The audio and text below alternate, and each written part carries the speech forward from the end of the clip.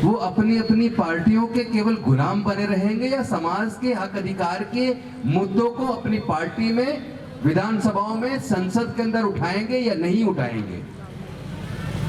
क्या इन बातों पे चर्चा होनी चाहिए या नहीं होनी चाहिए? या केवल हवाई राजनीति करने से काम चल जाएगा?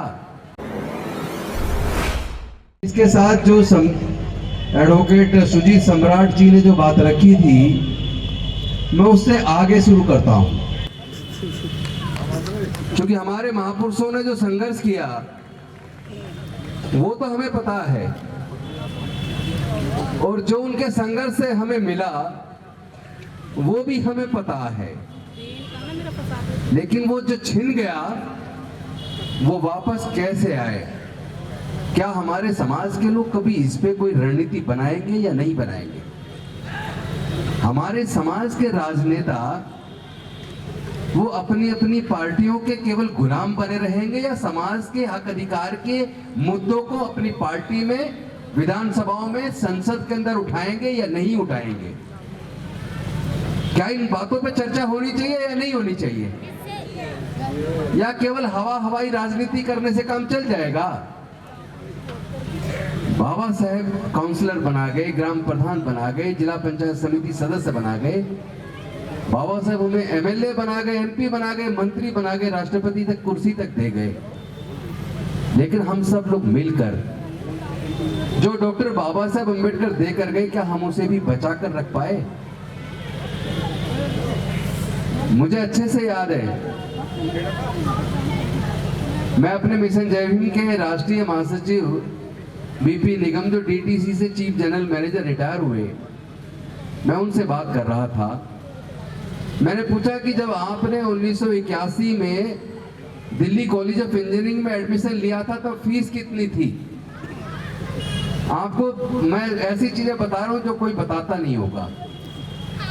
उस वक्त इंजीनियरिंग की एक साल की फीस 180 रुपए थी और 300 रुपया वजीफा मिल जाता था SC/ST डिपार्टमेंट से। मैंने उनसे पूछा कि आप इस 300 रुपए को कैसे खर्च करते थे? उन्होंने कहा कि पहली बात तो एडमिशन के टाइम पे 180 रुपए नहीं थे, मेरी माँ किसी पड़ोसी से कर्ज लेकर आई, और जब 300 रुपए का वजीफा मिला तो 180 तो हमने उनके जो कर्ज के पैसे चुकाए, 120 रुपए जो बचे उसमें एक जोड़ी कपड़े बनवाए, और बाकी पैसे में से वो अपने रोज का एक समोसा और एक चाय का खर्चा पूरे साल का निकाल लिया। और फिर दिल्ली कॉलेज ऑफ इंजीनियरिंग से इंजीनियरिंग करके माँ बाप का 1 रुपया खर्च नहीं हुआ, एक सिंगल रुपये माँ बाप का खर्च नहीं हुआ, और वो दिल्ली कॉलेज ऑफ इंजीनियरिंग से इंजीनियरिंग करके वजीफे के पैसे से पढ़ गए, और उसके बाद इंजीनियर बने और Delhi transport authority, Delhi transport corporation से as a chief general manager retire हुए। लेकिन आपको पता है उस वक्त वो तो वजीफे के पैसे से पढ़ गए। आज उसी इंजीनियरिंग कॉलेज जो दिल्ली कॉलेज ऑफ इंजीनियरिंग है वो 2 भाग में बढ़ चुका है। दिल्ली सरकार का कॉलेज है, एक का नाम है दिल्ली टेक्निकल यूनिवर्सिटी जो साबा डेरी के पास है, बादली से आगे, और दूसरा जो है Netaji Subhash institute of technology तो द्वारका के अंदर है। वहां अगर आज आपका बच्चा इंजीनियरिंग में एडमिशन लेना चाहता है तो पहले तो उसको 3 से 4 लाख रुपया कोचिंग के ऊपर खर्च करना पड़ेगा। उसके बाद वो बच्चा बहुत काबिल मेहनत करता है और वो एंट्रेंस एग्जाम पास कर लेता है, उसको एडमिशन ऑफर होता है। तो पता आज फीस कितनी? 1 साल की 1 साल की फीस 2.5 लाख रुपया से ज्यादा है। उसके पास 2.5 लाख रुपए देने को नहीं है। 99% SC/ST के पास अपने बच्चे को इंजीनियरिंग की डिग्री कराने के लिए एडमिशन में फीस जमा करने के लिए 2.5 लाख रुपया नहीं है। 1% लोगों के पास है।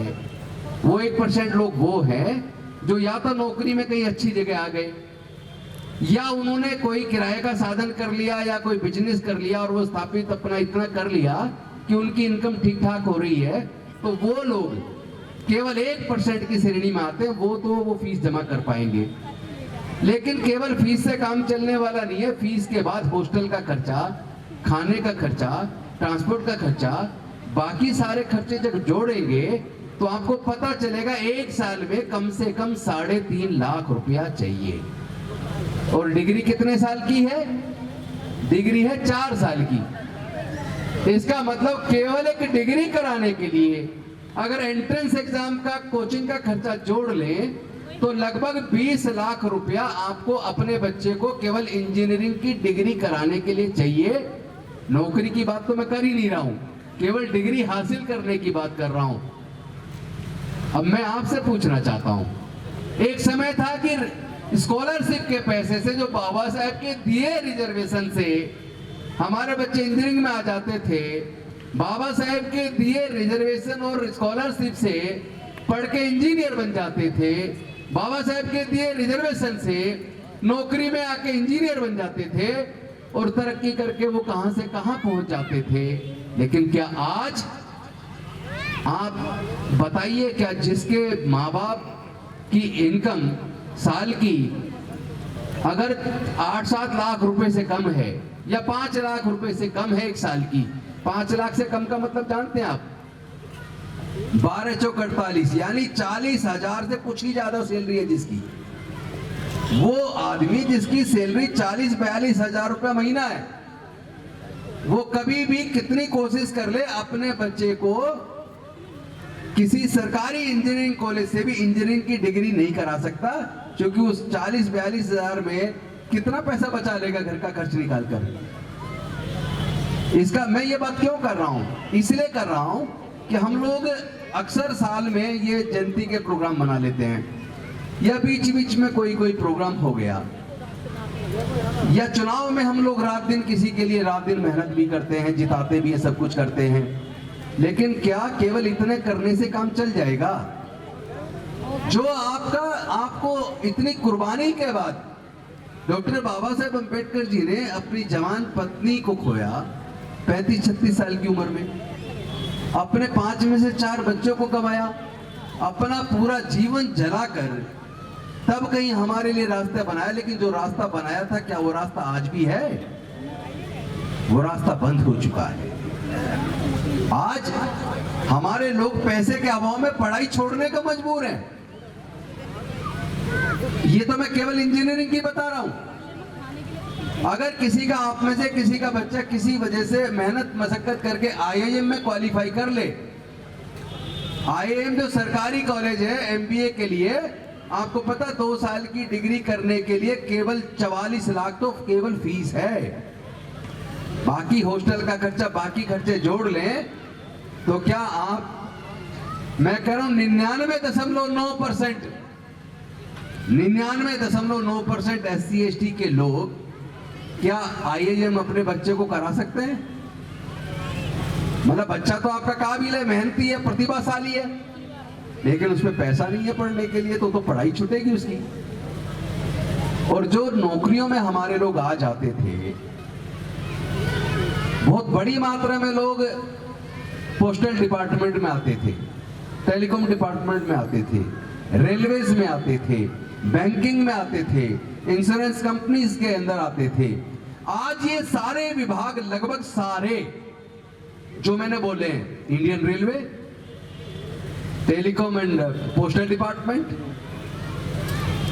और उसके साथ बैंक, इंश्योरेंस कंपनियां, मतलब जहां लाखों की मात्रा में वैकेंसी निकलती थी, वो सारे विभाग अब केंद्र सरकारों ने बेच दिए।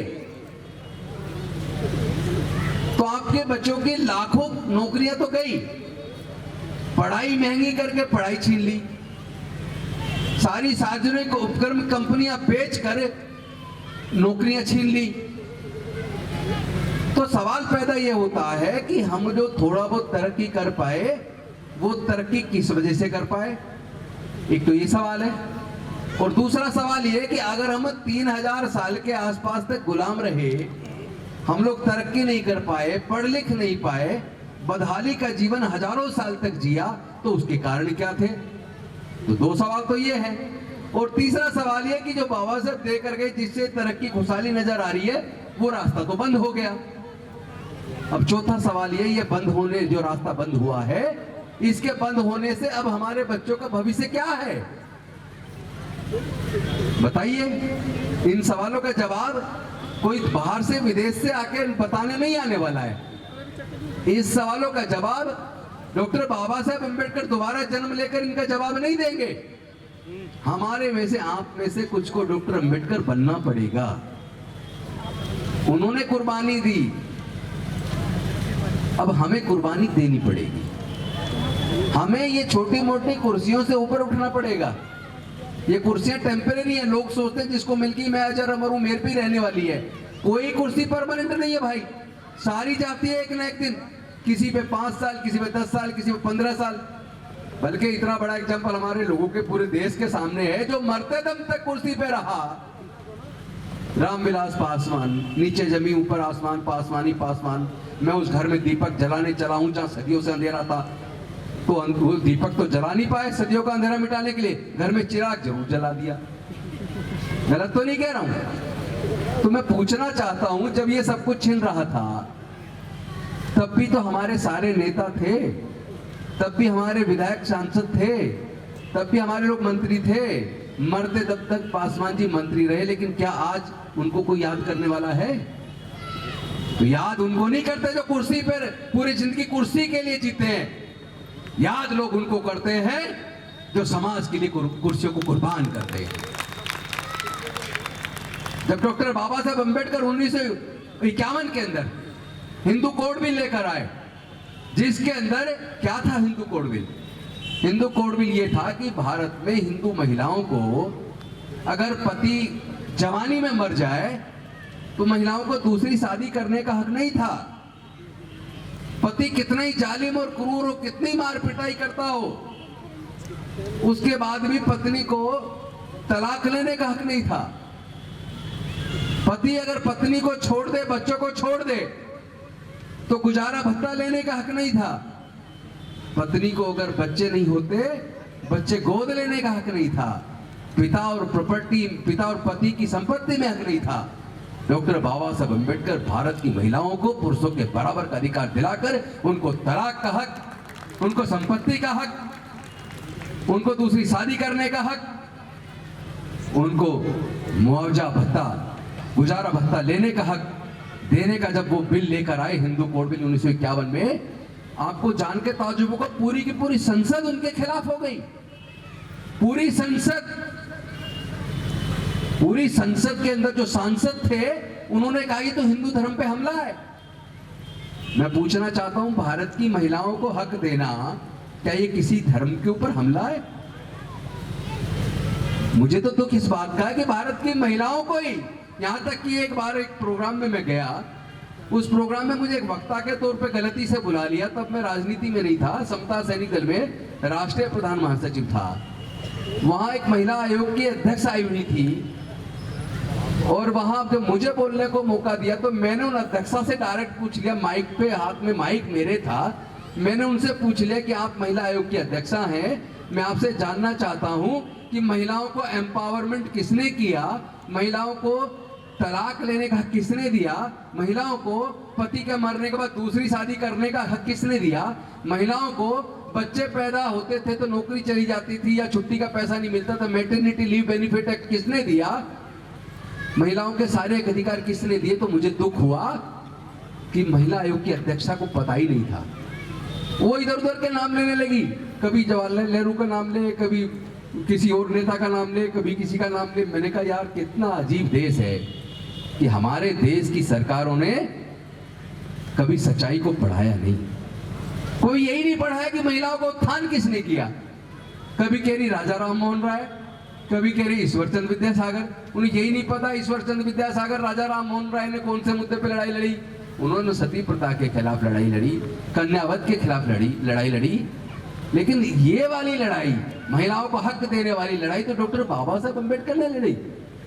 और जब उनकी उस लड़ाई में पूरा संसद खिलाफ हो गया तो डॉक्टर बाबा साहब अम्बेडकर ने कहा कि अगर मैं अपने देश की महिलाओं को सम्मान और स्वाभिमान का जीवन और पूरे हक अधिकार नहीं दिला सकता, तो मुझे इस देश का कानून मंत्री रहने का कोई हक नहीं है। उन्होंने रिजाइन कर दिया।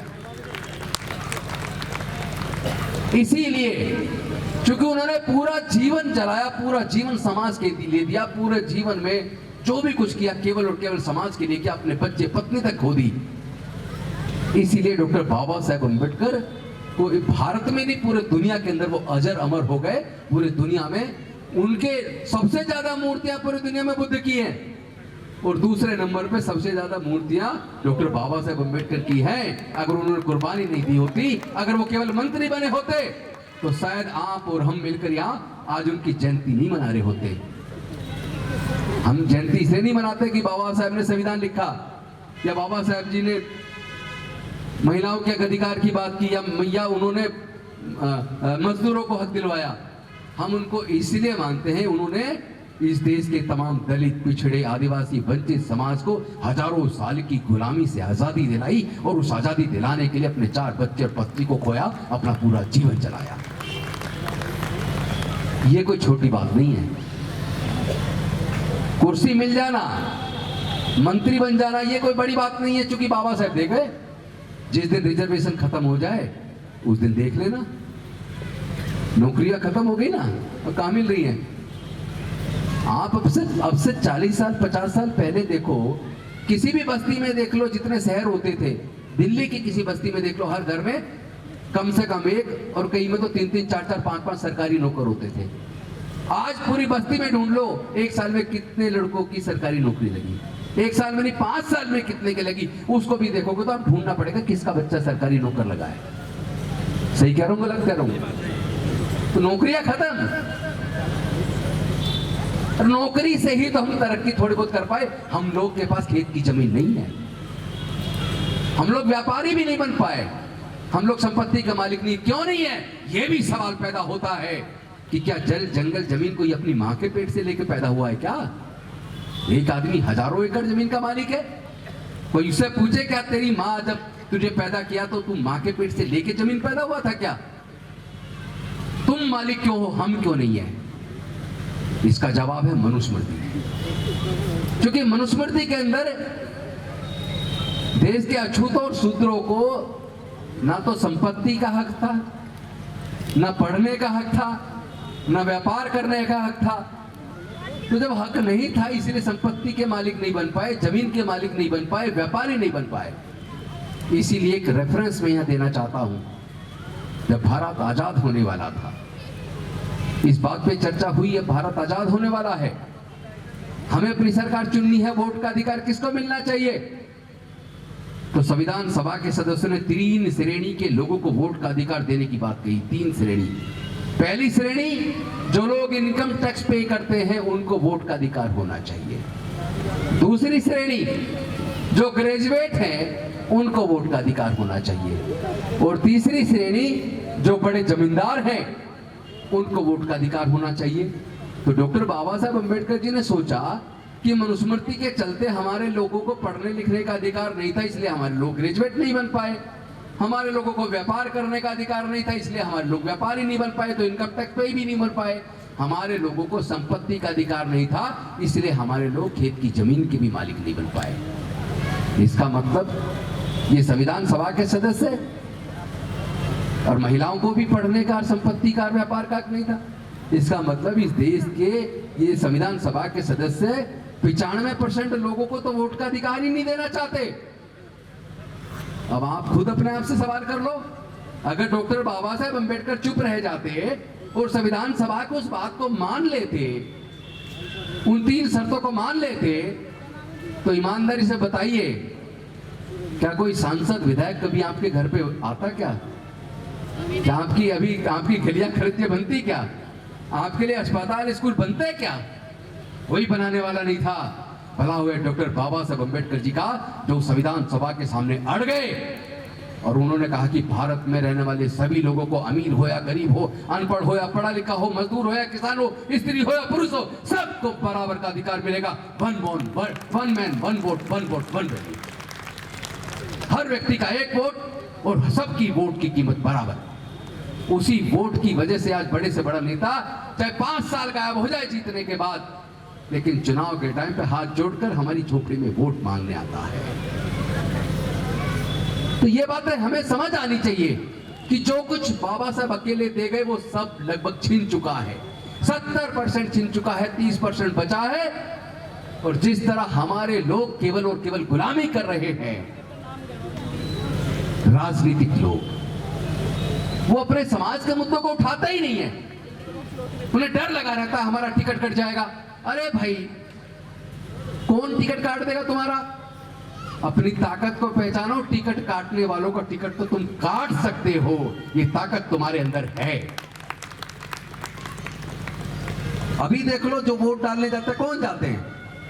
सबसे ज्यादा वोट दलित, आदिवासी, मुस्लिम, पिछड़े वर्ग के लोग जाते हैं। और जो जिनके पास संसाधन ज्यादा है, जो संपत्तियों के मालिक हैं, व्यापारी हैं, बड़े बड़े अफसर हैं, उनमें बहुत बड़ी मात्रा में लोग वोट डालने ही नहीं जाते।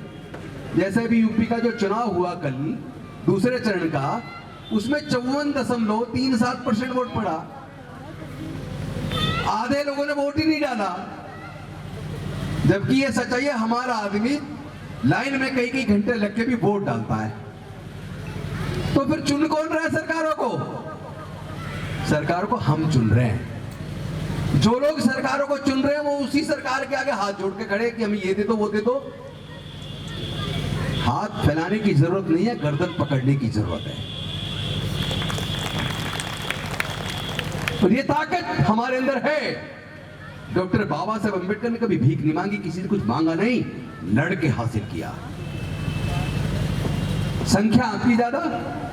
बिहार की जाति जनगणना ने यह बात तो साबित कर दिया कि स्वर्ण जाति के लोग केवल 10 से 12% है, लेकिन पूरे देश के संसाधनों में उसी 10-12% का 90% पे कब्जा है।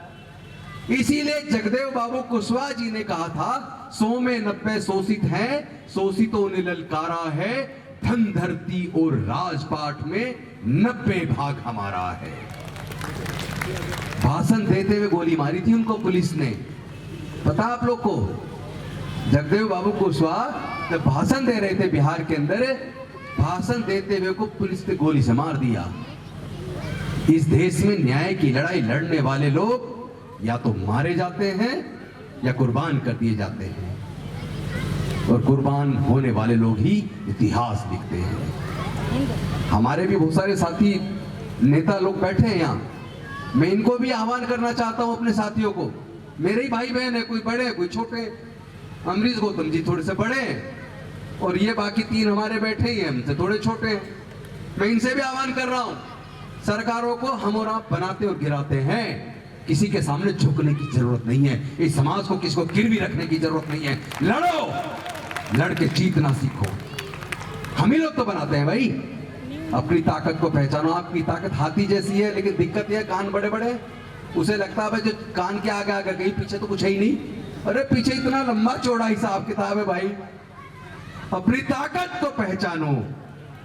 हम उखाड़ के फेंक सकते हैं उन ताकतों को जो हमारे हक अधिकार का अतिक्रमण करते हैं। हमें झुकने की जरूरत नहीं है, डरने की जरूरत नहीं है। और दूसरी बात, अगर आप अपने हक के लिए भी नहीं बोल पाए तो आपका होना ही बेकार है, आपका तो जन्म ही बेकार है। आपको तो मां की कोख में मर जाना चाहिए था। समाज का सब कुछ छीन रहा है यार। हम लोग चुपचाप है केवल अपनी कुर्सी बचाने के चक्कर में। कम से कम अपने हक की बात तो करें या ना करें। आप ही लोग बताओ, माताएं बहनें बताओ, क्या हमारे सांसदों को, विधायकों को, काउंसलर्स को, ग्राम प्रधान को, इनको अब जब वो जीत के जाते हैं तो समाज के लिए जाते हैं ना। रिजर्व सीट से लड़ने का मतलब समाज को प्रतिनिधित्व दे रहे हैं ना। तो जब समाज की रिजर्व सीट से जीत के जा रहे हैं, समाज का प्रतिनिधित्व कर रहे हैं, तो फिर समाज के सच्चे प्रतिनिधि तो बनो, धोखा तो मत दो। ये धोखा समाज के साथ भी कर रहे हैं, ये धोखा डॉक्टर बाबा साहब अम्बेडकर के साथ भी कर रहे हैं। इन्हीं के धोखे की वजह से डॉक्टर बाबा साहब अम्बेडकर की कुर्बानी बेकार चली गई। अगर उन्हें पता होता कि मेरे आने वाले समाज के नेता ऐसे होंगे, तो अपने 4 बच्चों को ना गंवाते, अपनी पत्नियों को ना गंवाते। वो जब विदेश से पढ़ के अपने परिवार के लिए काम करते, उनको तो वो तो अरबोपति बन जाते। उनको तो अमेरिका में नौकरी मिल रही थी।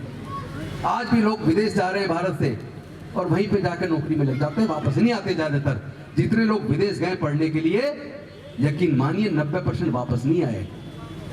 तो अगर पैसे का लालच होता तो डॉक्टर बाबा साहब अम्बेडकर जब बुद्ध बने, बुद्ध बनने से पहले उनको इस्लाम कबूल करने के लिए, ईसाई धर्म कबूल करने के लिए, सिख धर्म कबूल करने के लिए अरबों खरबों का ऑफर हुआ। लेकिन डॉक्टर बाबा साहब अम्बेडकर जैसे बिरले लोग को खरीदने वाले इस दुनिया में पैदा नहीं हुए। इसीलिए मैं कह रहा हूं, हमें भी, हम डॉक्टर बाबा साहब अम्बेडकर के बच्चे हैं, हमें दुनिया की कोई ताकत ना खरीद सकती है, ना झुका सकती है, ना डरा सकती है। हम डॉक्टर बाबा साहब अम्बेडकर की विचारधारा को, बुद्ध के धम्म को भारत में दोबारा स्थापित करके छोड़ेंगे। इसके लिए जो भी कुछ नुकसान हो जाए उसका चिंता करने की जरूरत नहीं है। हम लड़ेंगे, हम जीतेंगे। उन सवालों का जवाब जो मैंने शुरुआत की थी कि हमारे सामने समस्या क्या है, तो समस्या ये है कि हम पैसे के अभाव में हमारे बच्चे पढ़ेंगे कैसे, सब कुछ प्राइवेटाइज हो जाएगा तो नौकरी में आएंगे कैसे, जमीन हमारे पास है नहीं तो खेती, हम तो बहुत से लोग खेती पे निर्भर है जिनके पास जमीन है, हमारे पास तो जमीन भी नहीं है, हम तो व्यापारी भी नहीं है, तो हमारे तो करो या मरो की स्थिति है। आप सबसे लास्ट सवाल पूछ कर अपनी बात को खत्म करूंगा, क्या हमारे लोगों को दोबारा से जो 3,500 साल की गुलामी डॉक्टर बाबा साहब अम्बेडकर ने तोड़ी थी, क्या उस गुलामी को छोड़, उस आजादी को छोड़कर